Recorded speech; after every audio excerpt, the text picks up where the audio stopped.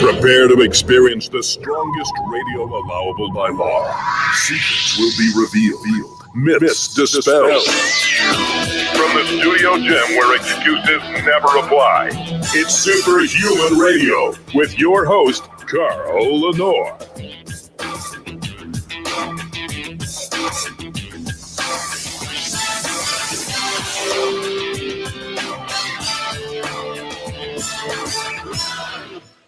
Welcome back to another episode of Superhuman Radio. Today is December 16th, 2020, and we have a really good show planned for you today. First hour, we're going to be looking at the role of the bowel in managing vitamin D regulation.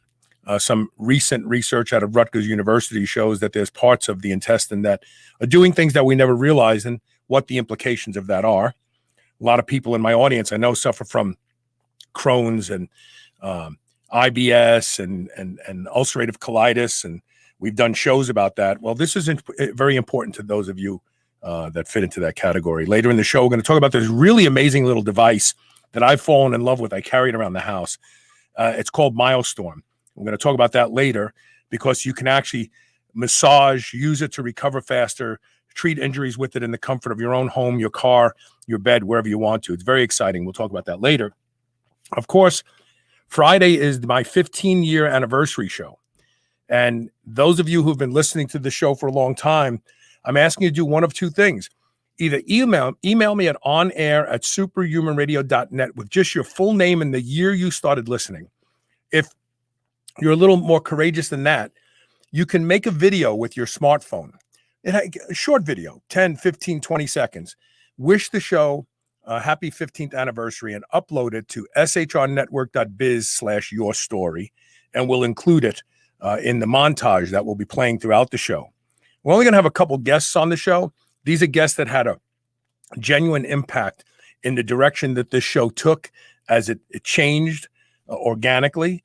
But the show is really going to be about the listeners more than anything else. So hopefully you can get those in and you can be included and immortalized in the show. Of course, we have to thank our title sponsor, and that's Legendary Foods. The URL is shrnetwork.biz/legendary. The code is SHR10. The most exciting things right now in Legendary are these tasty pastries. For those of you who, as a child, loved Pop-Tarts, or maybe you still love them today, but you just don't want to eat crap. The tasty pastry is basically a Pop-Tart with zero sugar, 15 grams of high quality, high leucine protein, no gluten. They taste great. Your kids will love them. They'll think that they're unhealthy. That's why they'll love them, but they aren't. If you use the code SHR10, you can get them at shrnetwork.biz/legendary, and make sure to try the hot fudge and blueberry. Those are the two latest flavors. Show them some love. And now, without further delay, I'll bring my guest on and just get the artwork set up here. Dr. Sylvia Christakos is with Rutgers University. How you doing, Dr. Christakos? Great. Welcome to the show. Thanks for being here. And we almost didn't do this show today because we had some technical difficulties and we thought we were going to have to give up, but we prevailed. So that's all there is to that. Dr. Christakos, talk about this research. Why this study that you recently published? What preceded this that required this research to be done? So previously, it had been thought that only the proximal intestine, this is the part right after the stomach, was the most important part for regulation of calcium absorption by vitamin D. And they said the rest of the intestine, this particularly the colon, doesn't play any effect. But there were some patient studies where the patients had extensive resection of the small intestine. And those patients were shown to have intestinal calcium absorption if the colon was preserved. If the colon wasn't preserved, they had less calcium absorption and more bone disease. So they preserved the colon, and they had extensive resection of the other sections of the intestine. The colon must be doing something.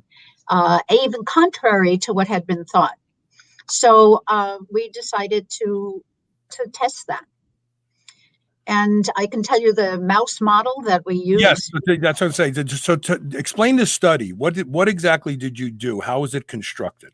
So what we did, so having seen this and saying, look, everybody else just concentrates on the duodenum. Look, these patients did better if they had the colon. So there must be something going on in the distal intestine. So we had a mouse model of which lacked the effect of vitamin D. So it was genetically engineered mouse Okay.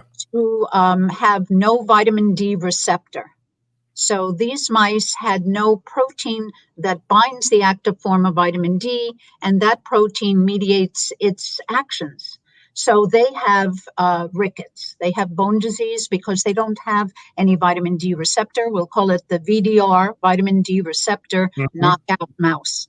So we took those mice, they had rickets, and we genetically engineered into those mice the vitamin D receptor only in the distal intestine, only in the distal intestine, including the colon. So there was no vitamin D receptor anywhere except the distal intestine.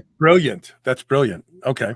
So what I had expected to occur was maybe they'd have some better bones than the vitamin D receptor knockout mouse. But what we found, not only did they have better, a little better, they were actually totally reversed the rickets seen in the vitamin D receptor knockout mice. So the bones were now normal if you just had the vitamin D receptor in the distal intestine. So we were pretty surprised by those findings. I thought a little better, but that they were completely normal. So that was what we were surprised. And what this bottom line is, we've neglected this other area of the intestine as a factor involved in mediating vitamin D intestinal calcium absorption. And it may indeed play more of an important role than we thought. Well, it sounds like it plays a very important role, considering that just that portion of the intestines was working, and it was adequate enough to correct for this or compensate for this. So, a couple of questions. First of all, just kind of set the table. We're exclusively talking about dietary vitamin D here, right? Or does vitamin D produced through photosynthesis in the skin also get absorbed in the intestines? Yeah, actually, that's a really good question. There are very few foods that contain vitamin D. You have your calcium and vitamin D supplemented dairy products, for dairy products, for orange juice, milk, however, and fatty fish. So your supplemental dairy products contain vitamin D and fatty fish. But that's about it. Your actually most important source of vitamin D is the sun. Right. And the sun, it has to have certain UV radiation, so that if you're in the Northeast in the winter, it's not, even if it's a sunny day, it's not going to help you out. Right. So it has to be in the summer or in warm climates. Right. So many people in the Northeast and other regions where there's not sunlight that produces sufficient UV radiation, you don't get the benefit of vitamin D being formed in the skin. So what happens is there's a pre-vitamin D, and with UV irradiation, that pre-vitamin D becomes vitamin D in your skin. Right. And actually, if you're in the summer, 15 minutes in the sun, you get about 10,000 units of vitamin D. So the sunlight is really the most effective producer of vitamin D. But we all have to be careful not to be out in the sun too much because of skin cancer. So the bottom line is people who live in the Northeast, or if you're not in the sun and have the benefit of the sun at many times of the year, you need to take supplements for Right. vitamin D Right. because there's not enough foods that have it. And many of us are not in the sun with proper UV irradiation all year round. Yeah. But and as I've understood it in the past, and that's why I asked this question, the vitamin D that's produced in the sun and pre-vitamin D, which is the longer you stay in the sun, there's a negative feedback regulatory effect where your body actually starts to degrade the vitamin D so that you don't overproduce it. And that's something we don't see with orally administered. But so the intestine, you're exactly correct. Yeah, they don't play any role in absorption of vitamin D that's produced in the skin, right? That just goes right into the blood and into the liver. It's converted to 25-OHD and so on. That doesn't rely on the stomach. Yeah. So we're talking predominantly about orally administered vitamin D, but this raises another question. So there's a lot of people out there who have been diagnosed with frank ulcerative colitis or some bowel disorder. And it's clear that those people would probably have to try a different source of administration. Maybe they should be using injectable vitamin D or something like that to overcome the malabsorption. But what about people who just have nagging, subclinical issues with their colon? They could be at risk as well because they're not being diagnosed and the doctor's saying, hey, you're not going to absorb vitamin D from your diet, so you need to do something else. They just go through their life without adequate amounts of vitamin D.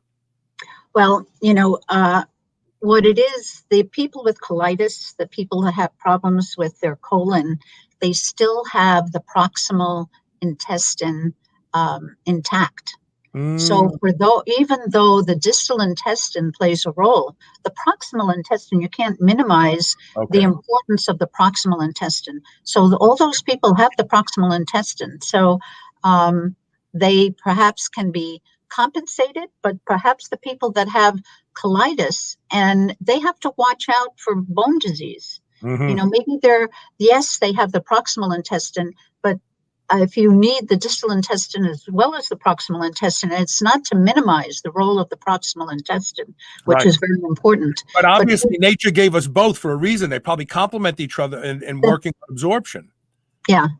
And so people with colitis should be, and their providers should be sensitive to what is going on with the bones. And very often, if all the physicians are specialized, right? So if you're a GI physician, are you worried about the bones like an endocrinologist maybe? No. Mm-hmm. So there has to be crosstalk between the different specialties, and therefore this alerts maybe perhaps the GI specialist, hey, yeah, they have Crohn's disease or they have inflammatory bowel disease, check the bones. The distal intestine may be really, play a role, an important role. And we haven't worried about it because you say, oh, they have the proximal intestine intact. That's fine. But is it enough to start to pay attention? There's become an awareness about the importance of vitamin D over the past decade. And I, like myself, I have my vitamin D level, my 25-OHD levels checked a few times a year because I want to make sure that when I'm supplementing, I'm in that target. I'm one of those people who is in the sun all the time. I have a lot of melanin, but more importantly, I have some different ideas about where skin cancer comes from. And so I'm not afraid of the sun. My ancestors clearly weren't afraid of the sun. Our ancestors, yours and mine, they weren't afraid of the sun. They were in the sun all the time. And I don't think skin cancer was as prevalent. So there's some issues of modernity that are contributing to the formation of skin cancer. But with that being said, I have my OHD levels tested in the summer as well because I lay in the sun continuously. I get so dark. And, in Italian, melangium is eggplant. My mother used to call me a little eggplant when I was a kid because I would be out in the sun. I would turn colors. I get so dark. So I guess the idea that checking for vitamin D levels is that not adequate for these doctors? the endocrinologist knows to do it, but maybe the gastroenterologist needs to start saying, well, I need to start checking. These people may have malabsorption. Let me start adding 25-OHD tests to my panels. Yeah, I think that would be important, particularly for, people in the Northeast and in the North and the certain latitudes. Yes, very good. Okay, so let's go back to your research. So after you discovered that in the unknockout rodents that they started to recover from their rickets and so on, did you determine how long it took for adequate levels of vitamin D being absorbed in the colon to actually affect these changes? Was it pretty rapid, or did it take a while? Well, the mice, because they're genetically engineered, they were born with the vitamin D receptor in the distal intestine. So we actually measured them at 8 weeks of age, which is adult for the mouse. Mm-hmm. So you're saying, what about when they were younger? So I didn't do younger studies than adult. Okay, but that's impressive that adults are harder to change.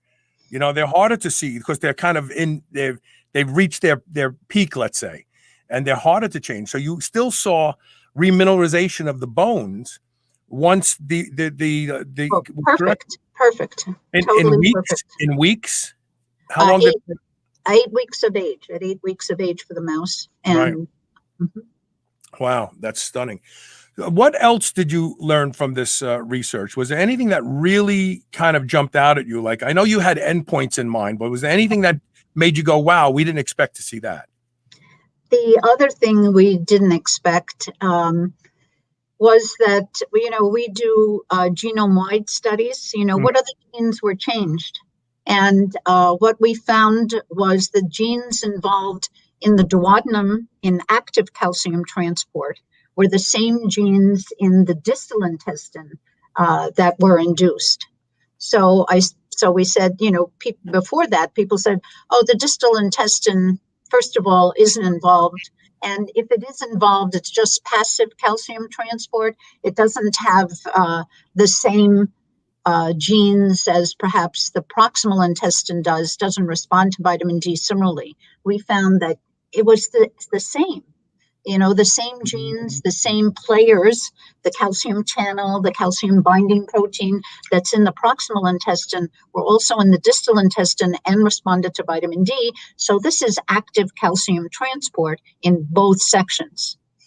So I think that previously it's not passive transport. It's just like the duodenum. Interesting. So, and then the other thing that we found that was interesting, because it's a genome-wide study, is that a manganese efflux transporter that protects against manganese toxicity was markedly induced, just like those calcium channel, just like the calcium binding protein. And you're going, a manganese efflux transporter. And manganese is very important for certain processes, and it's an ion that's needed for various enzymatic reactions. So it's important for your body. It's also important for your bones, and toxicity will result in neurological problems. So why was a manganese efflux transporter also induced? So we're doing further studies on that. So what that implied to us is that we all think of vitamin D as involved just calcium homeostasis. That's its main role, is particularly in the intestine. And now we're saying, hey, wait a minute. It's not only calcium, maybe it affects other ions as well. So vitamin D may have a role not only in calcium homeostasis, but also in the homeostasis of other ions in the body. It makes sense because calcium, it's the same. There's a family of these. I like to call them minerals, but they're trace minerals and iron and so on. And so they all kind of fit into that family group. And it makes sense that the vitamin D would influence many of them, not just one, maybe not all of them, but many of them for sure. And I think this opens up another whole area and another way of thinking about vitamin D, What were the rodents tested for serum levels of OHD? So we tested them for levels of calcium, serum calcium and phosphate. The mice that just had the vitamin D receptor in the distal intestine, their serum calcium and phosphate were totally normal. Now, we didn't do 25-hydroxy on them. Yeah. You'd just be curious to see what their levels were when they started to see reversal of these. But I understand this was a calcium study. Vitamin D was kind of like a facilitator in this study. You really want to see what was happening with calcium because of bone mineralization. So it makes perfect sense. Vitamin D mediated calcium homeostasis. Right. So it's only vitamin D mediated calcium homeostasis. So we have a question from a live viewer, Sean Bean, who is a practitioner. He says, what about improper bile flow to absorb oral vitamin supplementation due to the lack of emulsification? He has a client 18-year-old that has Crohn's, has altered vitamin D 125 ratio to DOH3. I mean, a 25 OH. So do you have any opinions on the bile relationship in the absorption of vitamin D?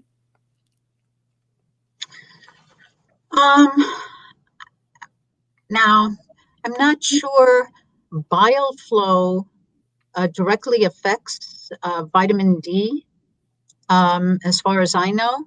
Now, this patient has altered vitamin D 125. What are the levels of 25-hydroxy D? You can ask Sean. What are the levels of 25-hydroxy D in these patients? Yeah, Sean, if you could update your comments. I see you just posted something else, and this is about obese people. We know that obese people have a more difficult time absorbing supplemental vitamin D3. So while he's updating his question, a lot of people out there having lots of different types of surgeries, like you said, resectioning, or even the gastric bypass. They all affect vitamin D absorption, don't they?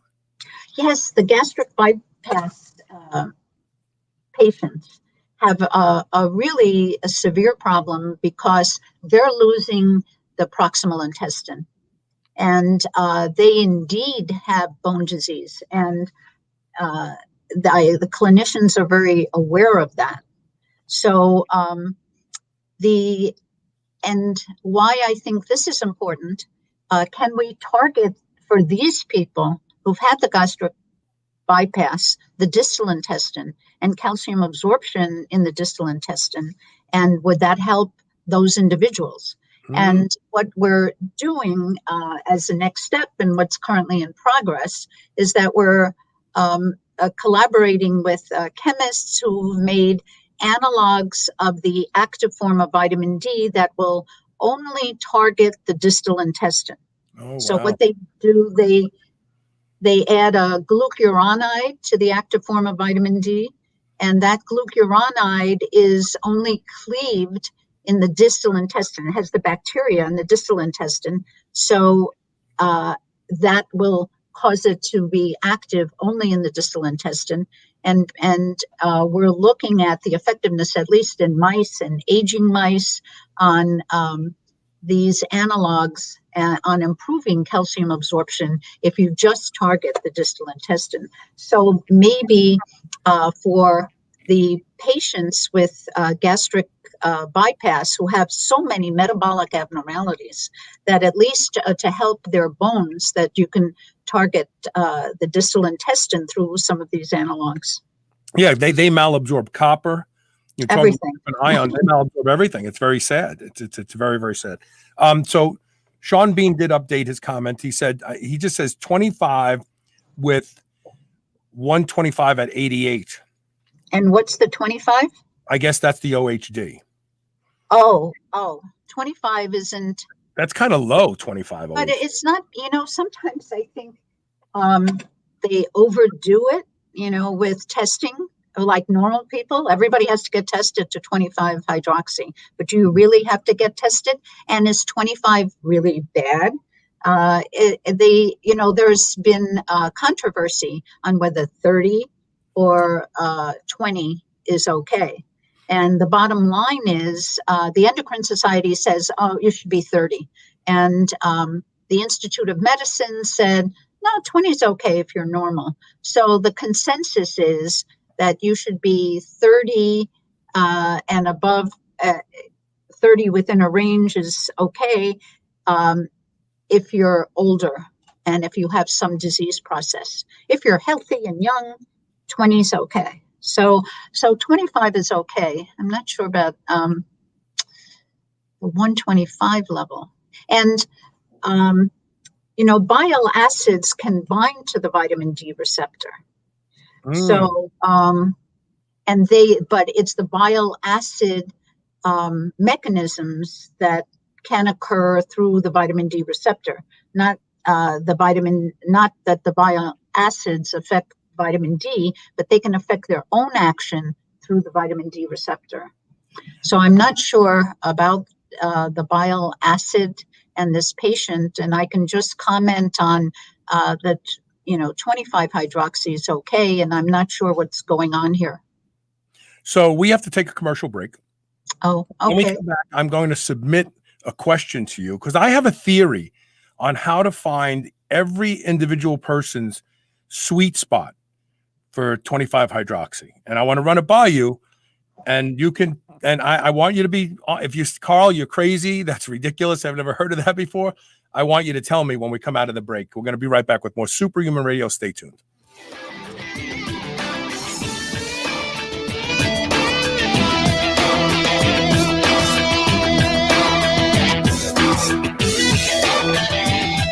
When craving a snack, reach for Select Savory Snacks Sugar-Free Biltong, the healthy alternative to sugar-laden beef jerky. They use a fattier cut of beef, making it more tender and flavorful. For mealtime, choose from their 63 seasonings, which are sugar and additive-free. From chipotle rub to savory pumpkin spice, you'll find an option to suit your palate. Go to shrnetwork.biz/SSS today. Use code SHR15 to save 15% on any meat snack or seasoning. Savor the flavor today. By now, you're aware of the cognitive benefits of nootropics. My friends over at Pure Nootropics are giving my listeners 10 to 30% off their already great prices on over 70 high-quality nootropics. Stock up on DHM so you can feel good after your holiday celebration, or try the Superhuman Stack to boost your brain and energize your day. Go to shrnetwork.biz/pure, that's PURE, and start saving today.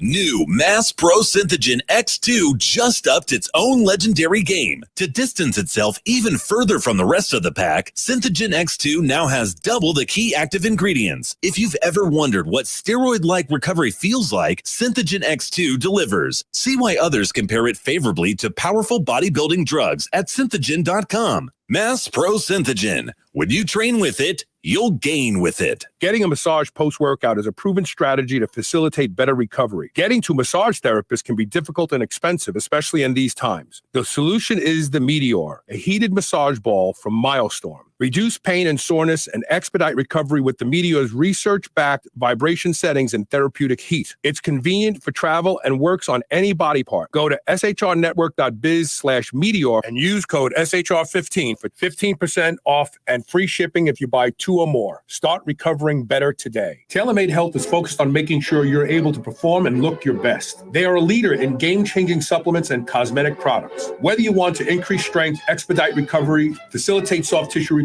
or reduce deep wrinkles, TaylorMade Health has you covered. TaylorMade Health is also the home to Dr. Seed's products such as BPC, BPC Plus, and the Chill Pill. All of my listeners can now get 20% off their first order with code TRY20. That's TRY20. This code can even be used on subscription orders. Visit shrnetwork.biz/try20 today and use code TRY20 for 20% off your first order. This is the Superhuman Channel, where brawn and brains finally meet. Welcome back.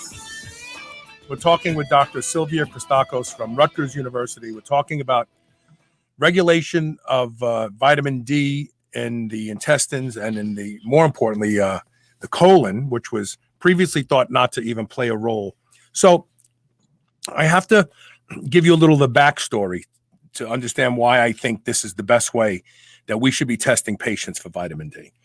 10 years ago, 12 years ago, I started doing shows about insulin resistance, looking at it strictly from a dietary standpoint, not a disease, but something that's manageable by a diet. And it became very obvious to me that checking blood sugar in the morning and seeing this number, whatever, 75, is meaningless unless you know how much insulin your body is producing to achieve that 75. The analogy I gave on the show back then was, you can't tell how fast you're going in a car by looking at the distance between the gas pedal and the floorboard. If you're going uphill, you're probably going slower for the same amount of engine power that you're producing if you're going downhill. So I immediately started to always ask my personal physician when I did my fasting blood sugar levels, I wanted to see my insulin levels, because if my insulin levels are very low and my blood sugar levels are very low, then I'm optimized. My body is running well. It's not like as though my pancreas is pushing out crazy amounts of insulin to achieve that number. Then when the discussion of vitamin D started to come into play, I looked at vitamin D, as you're talking about, primarily as a regulator of bone mineral, calcium, plasma levels of calcium, and so on. And I thought, well, what else plays a role in calcium? The parathyroid. So I started to think to myself, epidemiology comes up with these ranges, but epidemiology takes into account sick people. They're in that population. And we don't want to be where sick people are. We want to be where healthy people are. And so I thought, these are broad ranges, 20, picograms, how do they measure D? Nanograms per milliliter. Yeah, to 90. It's like, wow, that's a really big place to be if you're a normal person. Surely there has to be a way to say, well, Dr. Christakos is her best levels are here. Carl, yours are here. And I started thinking, why don't doctors check not just for 25-OHD, but parathyroid hormone? So my theory would be supplement until parathyroid hormone stops being produced or is being produced minimally, and stop there, because you're getting enough D so the parathyroid doesn't have to catch up and make up for what the D is not doing. Okay, now, what do you think? I think that's, you're good. You're good. You know what's going on. I think that why they measure 25-hydroxy, it's the most stable metabolite that'll give you an index of what your vitamin D levels are. And together with levels of calcium should give you an idea. Now, the PTH, I think, is really important. And I think that if you suspect a problem and someone keeps coming up deficient, I think PTH is warranted. I wouldn't want to have everybody get PTH and vitamin D, but I think you're absolutely correct that if you suspect a problem, measure PTH, and I think the endocrinologist would definitely agree with you. So Sean Bean had one other question, and it's about obesity. And since obesity is a big problem in our population today, he says, have you seen obese people requiring higher levels, 10,000, 20,000 IUs to obtain optimal levels? Some theory is that the body represents body fat as another organ requiring vitamin D or more vitamin D. Hi. So I think, we have to be careful insofar as, all right, so what about obesity? And I think that the amount of vitamin D can be regulated according to body weight. Some endocrinologists have suggested that. I think that 10 to 20,000 units a day is too high. That I think that supplements of vitamin D are safe until 10,000 units a day. And then after that, it's no guarantee. We don't want to get into the range of toxicity. And I think this is important. You can buy online pills that are 50,000 units, and clinicians often give those for, once a week for 4 weeks, and then you taper down. There have been people who've ordered that online, and there was an abstract at the Endocrine Society meeting some years ago where a person ordered the 50,000 unit pill and took it every day for a couple of months and almost died. And why did they almost die? And that's because of the kidney calcification. And so they almost died because of that sort of toxicity in the kidney, and hypercalcemia. So bottom line is, there are endocrinologists who would indeed suggest that the amount of vitamin D should be per body weight. And right now we say for a routine for everybody who's not sick but is not in the sun and doesn't get enough vitamin D, 1,000 to 2,000 units a day. Sometimes people will say, if you have some disease process, vitamin D has, at least in mouse models, multiple effects that affect colon cancer and breast cancer, and in autoimmune diseases such as multiple sclerosis and inflammatory bowel disease. It inhibits inflammatory cytokines, at least in mouse models. So they say maybe for those people it wouldn't hurt if they got 4,000 units a day. But I think even for obese people, 10 or 20,000 units a day is too much. Okay, so now let's circle back, and I want to do this just for clarification. And I understand, I know the answer already, but I want you to explain it. So earlier we talked about being in the sun for 10 or 15 minutes and producing 10,000 IUs of vitamin D, and people would say, "But doctor, I go to Mexico and I lay in the sun for 5-6 hours a day. My body is producing hundreds of thousands of IUs of vitamin D," but it's not, because the longer you're in the sun, the more of it breaks down before it gets delivered, right? Yeah, the sun doesn't produce toxic levels of vitamin D. Oral administration, you can take too much to kill yourself. But insofar as the toxicity in the kidney and kidney stones, if you're taking these massive amounts every day and hypercalcemia, but you're absolutely correct. With the sun, it's not toxic. And the reason we even know that vitamin D can kill you is because early research, I want to say it was done by Dr. Stephenson on the Inuit. They knew not to eat. They knew to peel the sheath of the polar bear liver off before eating it, because it had so much vitamin D in it that when they ate the sheath, it killed them. In a couple of days, they were dead. And so we knew that, wow, vitamin D is harmful if you get too much. Tommy D, hey, look at that, Tommy, vitamin D. Tommy D says, would K2 somewhat reduce the risk of calcification he's talking about higher doses of oral vitamin D?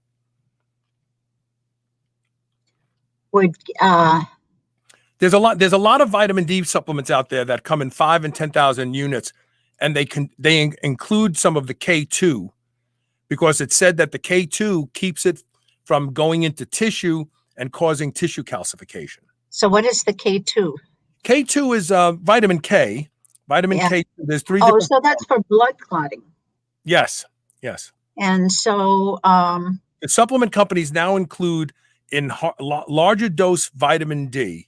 They include vitamin K2 because there's research out there that was actually, I think, done by the vitamin D. There's an organization out in California that's kind of the Vitamin D Commission. That was good.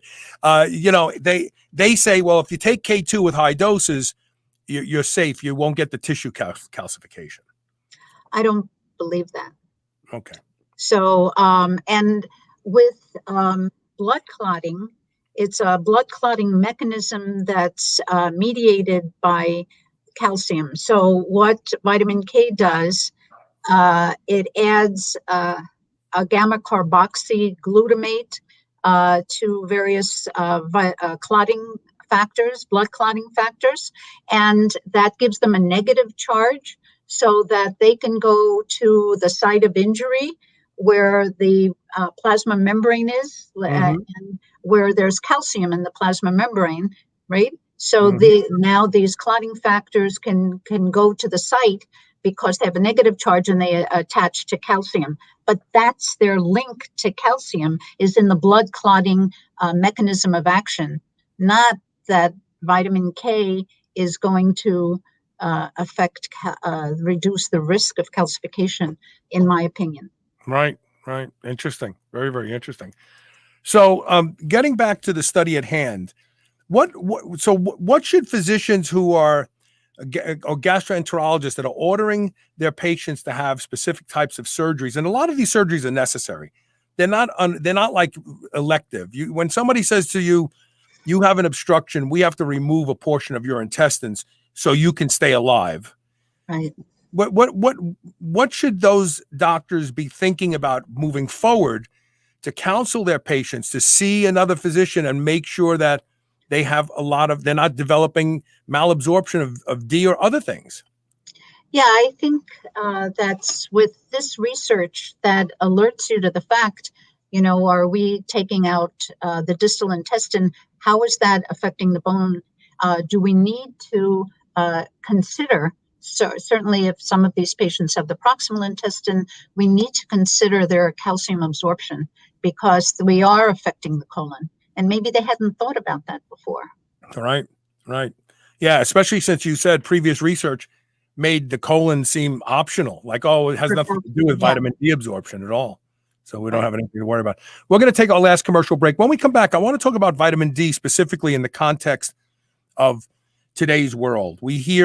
I had a brilliant scientist from Israel come on the show and talk about 25 hydroxy levels and susceptibility to getting viruses.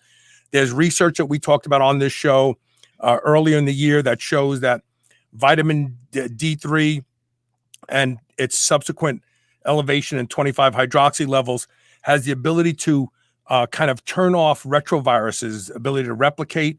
And I want to just find out if you are aware of any of that research and what your opinion of it is. That's all. So stay tuned. We'll be right back with more Superhuman Radio.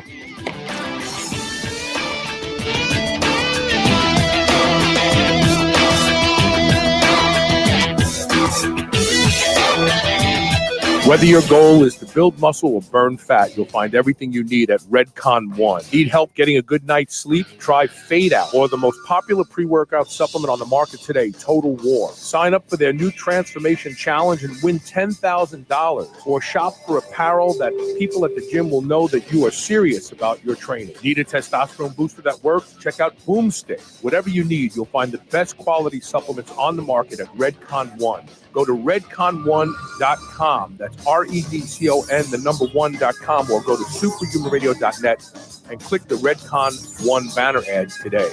Do you remember those delicious toaster pastries you had when you were a kid? The rectangular sugar-filled snacks? Well, guess what? Legendary Foods has just made low-carb toaster pastry. This is the first of its kind, and honestly, these things are amazing. They have 3 to 4 net carb, less than 1 gram of sugar, and 9 grams of protein. You can eat them right out of the wrapper or lightly toast them. The only question is, which flavor, strawberry or brown sugar cinnamon? They're available at eatlegendary.com and Amazon. Getting a massage post-workout is a proven strategy to facilitate better recovery. Getting to massage therapists can be difficult and expensive, especially in these times. The solution is the Meteor, a heated massage ball from Myostorm. Reduce pain and soreness and expedite recovery with the Meteor's research-backed vibration settings and therapeutic heat. It's convenient for travel and works on any body part. Go to shrnetwork.biz/Meteor and use code SHR15 for 15% off and free shipping if you buy 2 or more. Start recovering better today. Quest Nutrition makes bars, cookies, chips, and pizzas out of complete dairy-based proteins.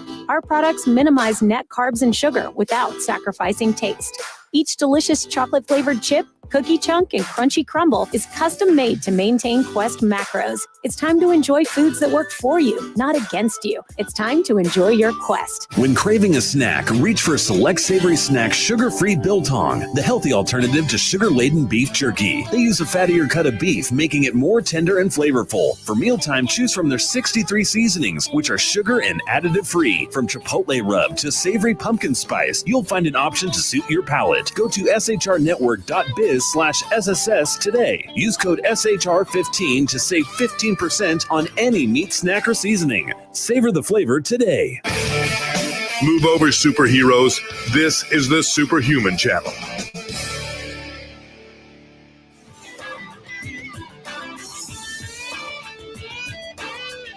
Welcome back. Vitamin D is an exciting vitamin. It's actually a hormone, right? It's not really a So vitamin. the active form acts analogously to any hormone.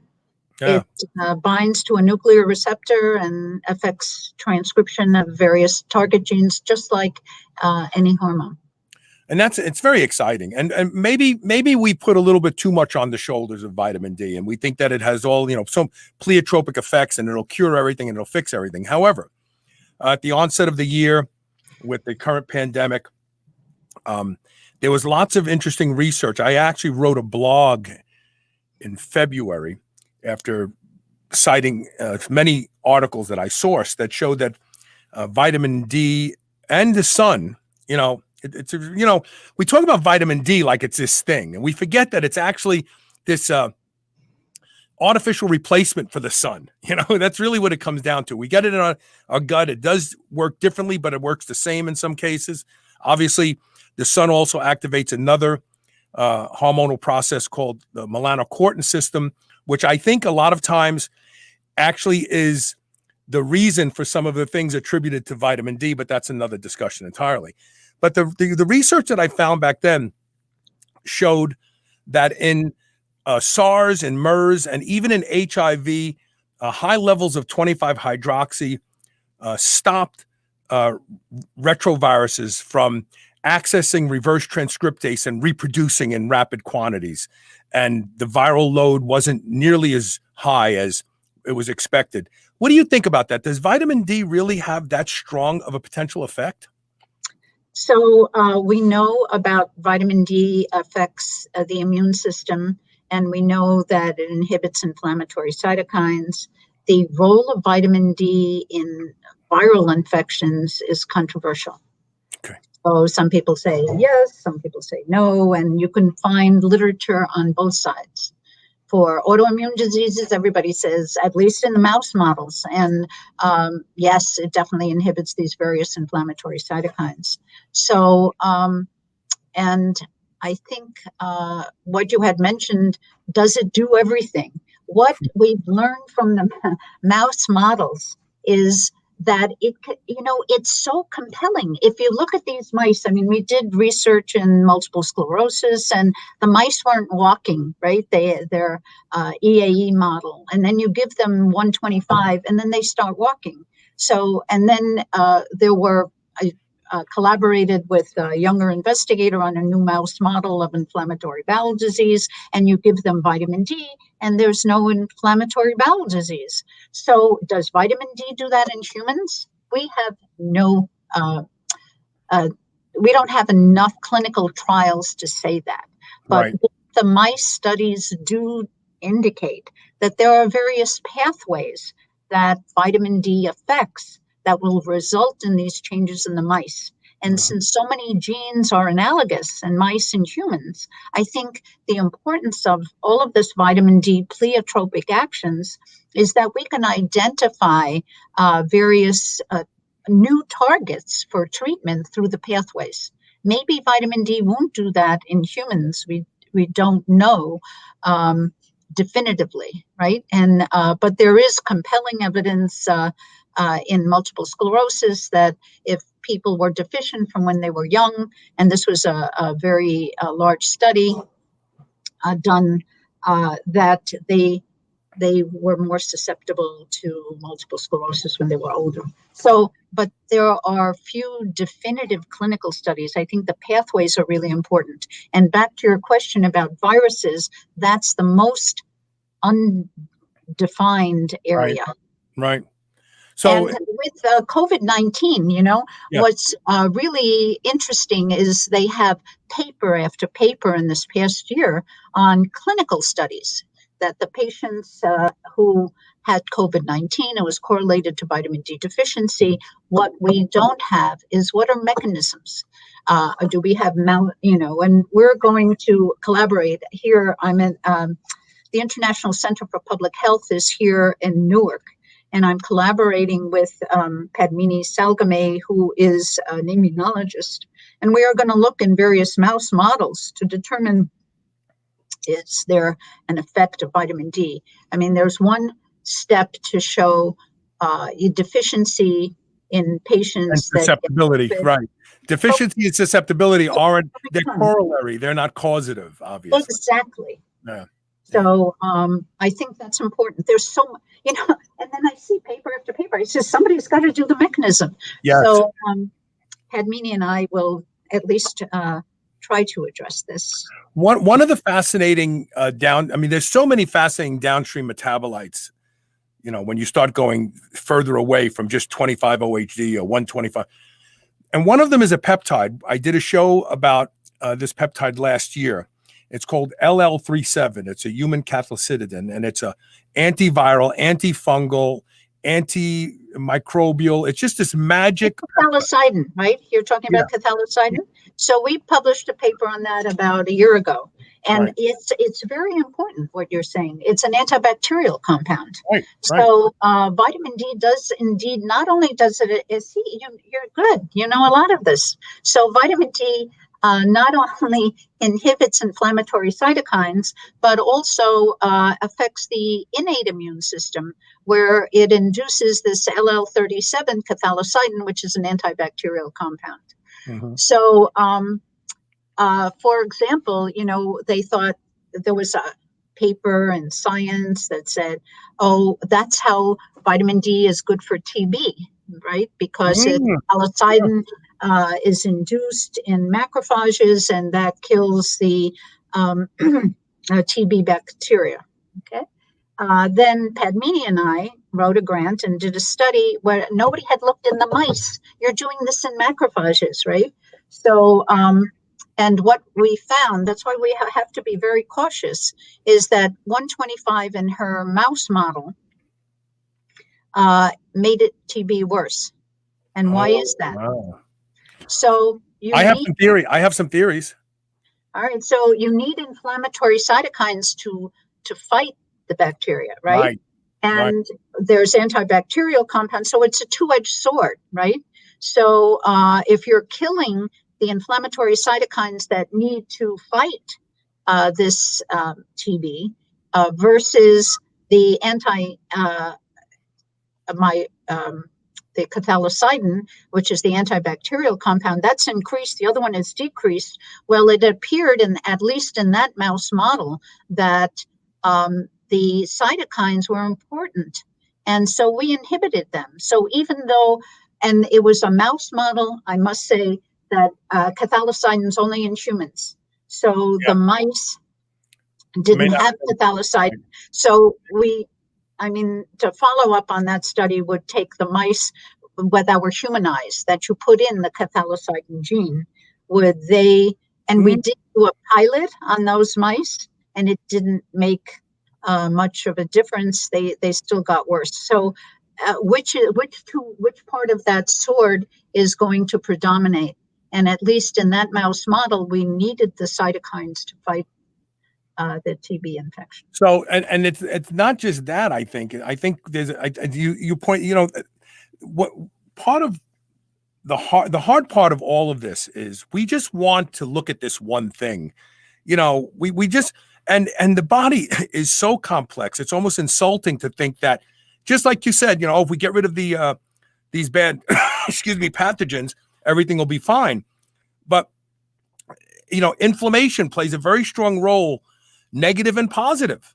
We know this, right? Oxidation. We know that in cancer, say, for instance, IGF-1 has a push-pull effect on cancer. It not only stimulates growth, but it's a powerful reducer of ROS, and ROS kills tumor cells if left to do it on its own. So it's so complex. But the other thing that adds complexity to this whole discussion, and I'm going to tell you something, and I hope you don't lose respect for me, but I use LL37. I inject it. Once every couple months. Yeah. Once, because I'm getting older. I'm 62 years old. You know, my immune system isn't what it used to be. And I take 100 micrograms a day for 30 days, and I take a couple months off, and that's it. And I got to tell you, I've noticed a lot of changes from, I used to have this fungus that used to change the pigment in my skin. It's all gone. And then when I don't use it for a long time, it starts to come back again. So it's still there. But the addition of the LL37, the exogenous LL37, is keeping it under control. But the other thing that we're learning now, because of the wonderful new frontier of the microbiome, is not all microbes are bad. So an LL37 it's indiscriminate. It doesn't just go, oh, you're a bad microbe, I'm going to get rid of you. It thins the herd all the way around. So it could even have the effect that some of the microbes it's getting rid of in the rodent models are actually beneficial microbes. So anyway, fascinating discussion. I love this kind of stuff, and I love vitamin D. I hope that you will come back and talk more about your next research. Okie doke. Okay. Thank you for being here today. All right. Thank you. It was fun. Bye-bye. All right. So we are supposed to have an Olympian on the show, and his name is Jared Ward, and he is a distance runner. He was in the 2016 Olympia as a runner, not the bodybuilding competition in Olympia, but he has not connected yet. And I'm trying to text with him now. So here's what I'm going to do. I'm going to take one last commercial break and see if I can get Jared on the phone and get him to connect for the next interview. So stay tuned. You're watching Superhuman Radio. We'll be right back. Stay tuned.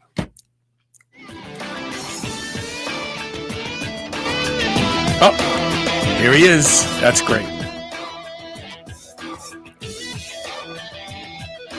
Yo.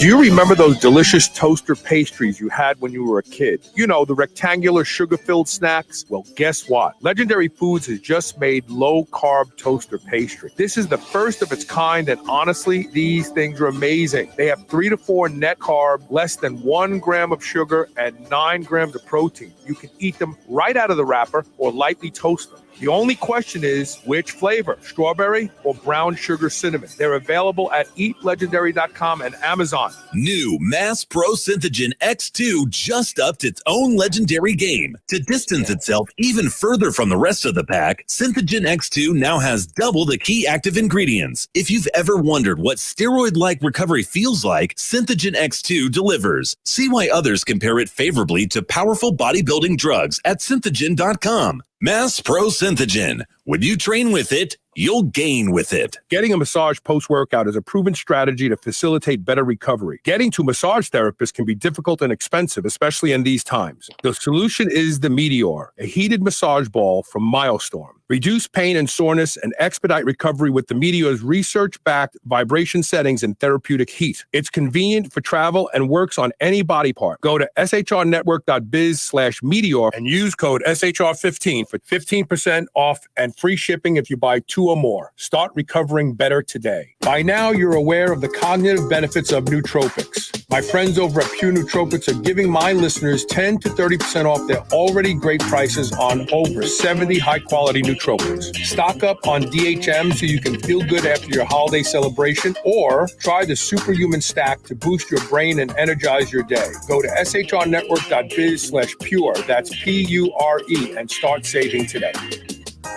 TaylorMade Health is focused on making sure you're able to perform and look your best. They are a leader in game-changing supplements and cosmetic products. Whether you want to increase strength, expedite recovery, facilitate soft tissue repair, or reduce deep wrinkles, TaylorMade Health has you covered. TaylorMade Health is also the home to Dr. Seed's products such as BPC, BPC Plus, and the Chill Pill. All of my listeners can now get 20% off their first order with code TRY20. That's TRY20. This code can even be used on subscription orders. Visit shrnetwork.biz/ Myostorm.com/try20 today and use code TRY20 for 20% off your first order. You're listening to the Superhuman Channel. We're ripped and we're ready. Welcome back to Superhuman Radio. We are pleased to be joined by Jared Ward. How you doing, Jared? Hey, I'm just living the dream, Carl. How you? I know you are. And we got to talk about who you are first before we start talking about something that both of you and I are really crazy about right now, which is the meteor. You were an Olympic distance runner, right? That's right. Yeah, I ran the marathon in 2016.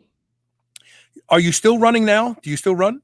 Yes. Yeah, too much, in fact. Really? Yeah. So I have a race this Sunday. I'm racing in Arizona. It's kind of one of those elite only races, COVID adapted races, and I'm pretty excited. What does COVID adapted mean? You're not running with a face mask, right? No masks, but I have to have a number of negative tests before the race. We're kind of quarantined for the days leading up to the race. And then it's an elite only field with no spectators. So it's just, think of the NBA bubble applied to marathon running. Are you excited? Super excited. If COVID hasn't done anything else for me as a professional athlete, it's made me grateful for the opportunities that I've had every other year and taken for granted. And so just to have a race is a huge blessing. Yeah, you're chomping at the bit. How old are you now, Jared? 32. Okay. What is the career expectancy of a long distance runner like you? Well, it depends on how long you can go until your legs and your knees and all those joints stop working.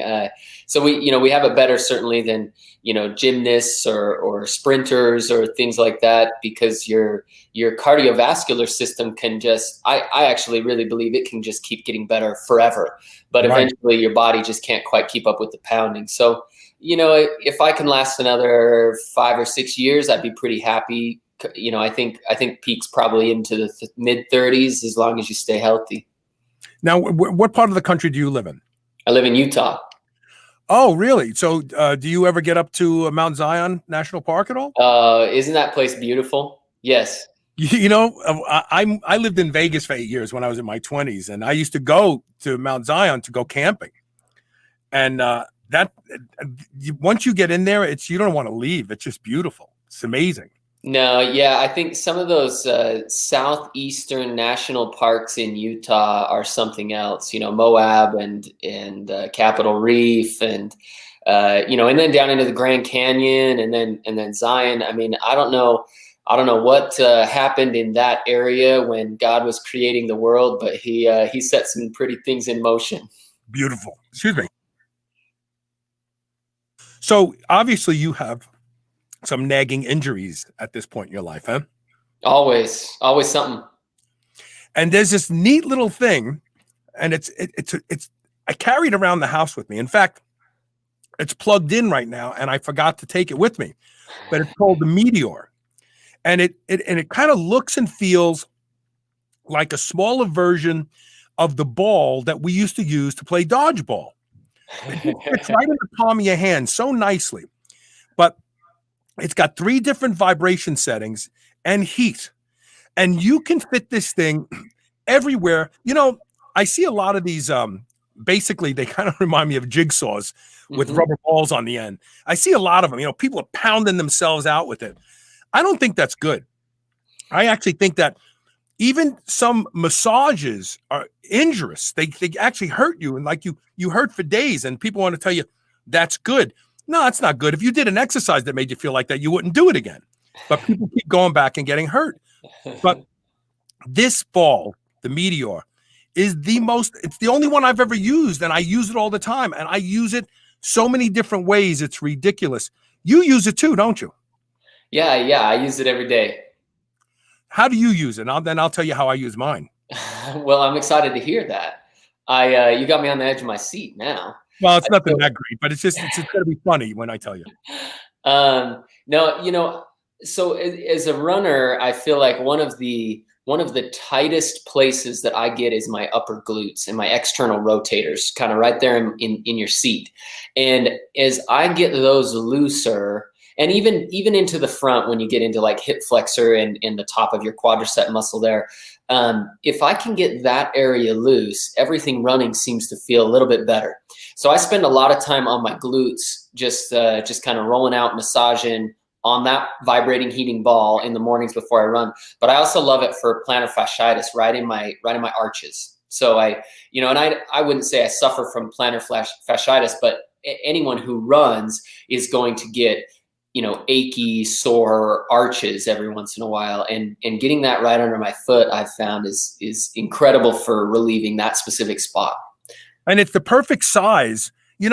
I had a gal on the show many years ago who talked about using a tennis ball.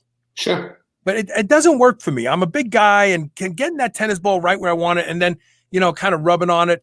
And I kind of feel like a big bear trying to scratch my back with a little branch or something. But it's substantial. The ball is substantial. I feel so bad I didn't bring it with me. But like I said, I plugged it in this morning and I just left it there. Well, yeah, it's like a softball size, you picture kind of a softball. It's a little bit bigger than a softball, just perfect. But I can fit that. I do that. I do the arches for my feet because I've had some problems with my feet. I had a surgery on the left foot. I do that. But the thing that I love the most with it is I'll lay down in bed and put it right on my neck and then let my head stretch out and let my neck stretch out over it. Oh, my God. And that's how I discovered one of the things I love to do with it that I bet nobody's using it for. You put it on the lowest vibrating setting and you start in the middle of your head and you roll it forward and you roll it back and then you roll it this way. Transcranial vibration therapy. It's amazing. Like if you feel that funk in the afternoon, 3:00, and you're thinking, I don't want to have coffee because then I won't sleep tonight, turn the ball on, roll it around your head a little while. Watch what happens. You're wide awake. You feel energized. You feel like, okay, now I'm ready to go now. This thing is amazing for that.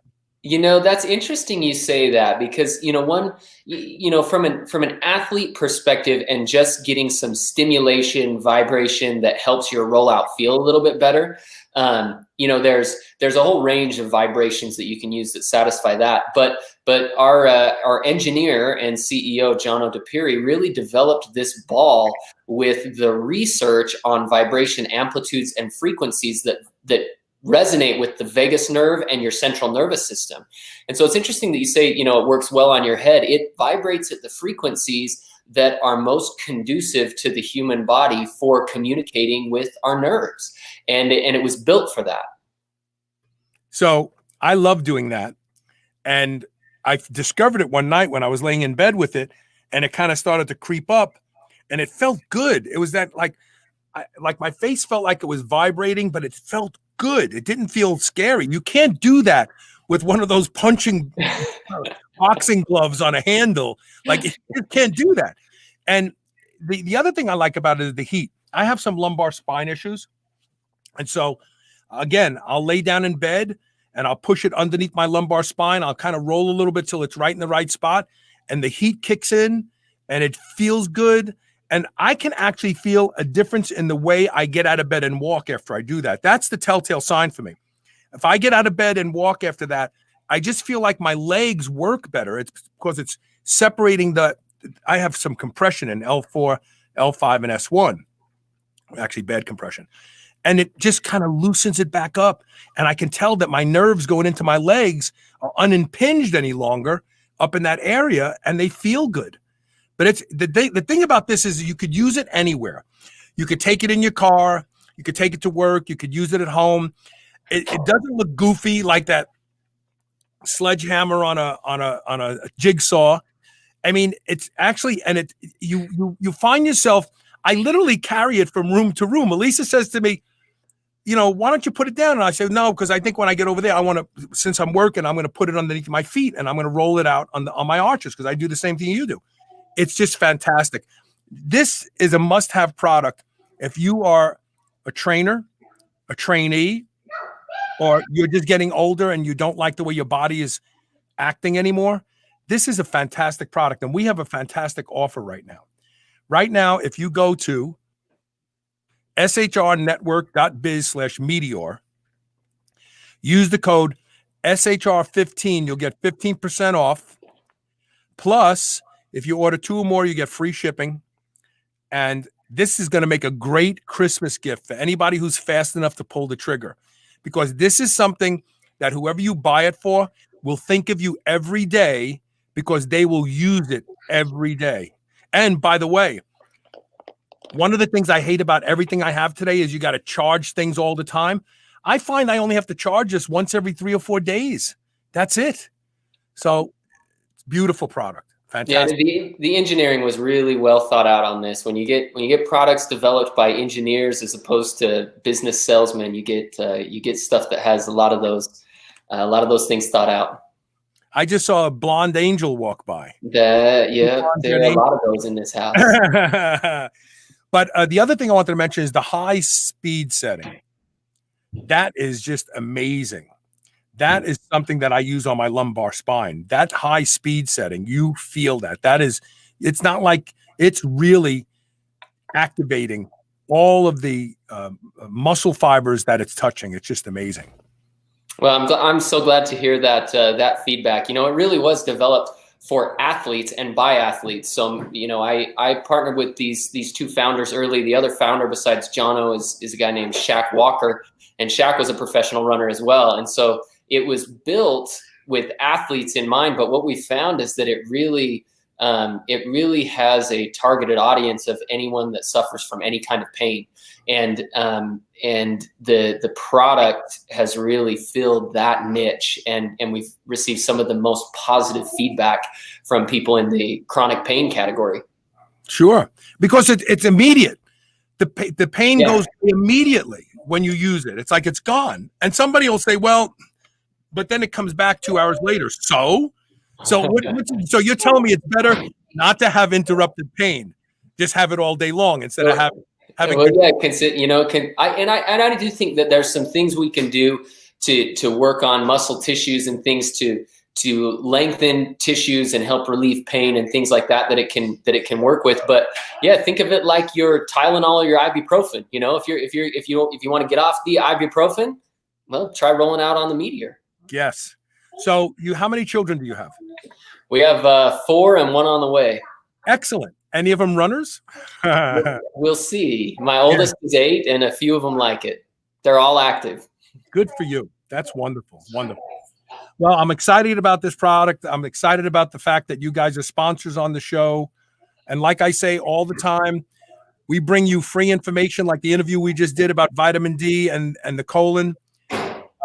We ask that you always patronize the sponsors, and we vet our sponsors to make sure that the products that they have are worth your dollars. And I'm telling you, this product is worth your dollars. Don't be without it. I guarantee you'll love it. And get a couple for Christmas. The holidays are here. Give one to your wife. Give one to your partner. Give one to your boss. Maybe he'll stop breaking your chops. Go to shrnetwork.biz/Meteor. Use the code SHR15. Start using it today. You'll thank me tomorrow, I promise. Listen. Thank you, Carl. You're not Sylvia. I want to thank you, Jared. That was my previous guest. Sorry about that. I want to thank you for making the interview today, too. Hey, I'm happy to. This was fun. And the 15% discount really is a pretty good buy on the Meteor. These guys, they don't discount it very often. And so if it's something you're on the fence on, take advantage of this discount through the radio. It's not terribly expensive, first of all, and then to get a 15% discount on it, and order 2 and get free shipping. So there's money back in your pocket right there. So there you go. There you go. Thanks for being here, brother. Hey, thank you. Who's that? Hi. Hi. Oh, she's adorable. Okay. See you guys later. Thanks. Hey, thanks, Carl. All right. Bye. All right. So that's it for today. Now, tomorrow we have a really good show. Joel Green is going to be joining us tomorrow. And we're going to talk about the intersect of faith and science. And many of us are people of faith, and we are people of science. And some people struggle with that. But you don't have to struggle with it. There is an intersect where faith and science work together, and nobody knows it better than Joel Green. And so we're going to be talking about that tomorrow. Don't miss that show. And don't forget, Friday is the 15-year anniversary of this podcast. And we're going to have a great show, lots of fun. And if you want to be immortalized in that podcast, You just have to do one of two things. Either email me at onair@superhumanradio.net. Just include your name and the year you started listening. Or if you feel bold and you want to actually have your face in this podcast, just make a brief video with your iPhone or Android phone. Say, hey, Carl, happy 15th anniversary. Keep rocking. Something like that. Real simple. 10 seconds, 5 seconds. Doesn't have to be anything elaborate. And then upload it to shrnetwork.biz/yourstory. And you will be in the 15-year anniversary podcast episode forever. So that's it. I see everybody tomorrow with more Superhuman Radio. And thank you for being here today.